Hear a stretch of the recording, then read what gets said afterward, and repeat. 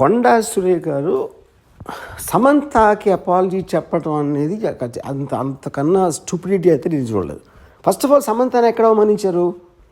కొండా సురేఖ అవమానించలా, పొగిడారు. యాక్చువల్గా ఎందుకు పొగిడారు అంటే అక్కడ ఏమంటున్నారు ఆవిడ, నాగార్జున నాగ చైతన్య ఇద్దరు కలిసి ఒక మామగా, ఒక భర్తగా, ఒక కోడలిని, ఒక భార్యని తనకున్న ఒక ఆస్తి కాపాడుకోవడానికి వెళ్ళమని ఫోర్స్ చేస్తే తను కాదని చెప్పి విడాకులు ఇచ్చి వెళ్ళిపోయింది అన్న. అక్కడ సమంతకు అవమానం ఏంటి? సమంతని పొగిడినది. యాక్చువల్గా అవమానించింది ఎవరిని?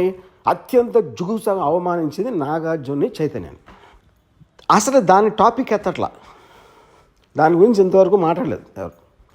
సో ఇప్పుడు ఇలాంటిది చెప్పడం కన్నా అంటే అక్కినేని కుటుంబం అంత ఉన్న హుందాతనం, వాళ్ళకున్న extraordinary reputation, most dignified and reputed, అది ఒకసారి పక్కన పెట్టి ఏ ఇంట్లో అయినా ఒక మామని భర్తని ఇలాంటి ఆరోపణ నేనైతే నా జీవితంలో ఏం లేదు ఇలాంటిది.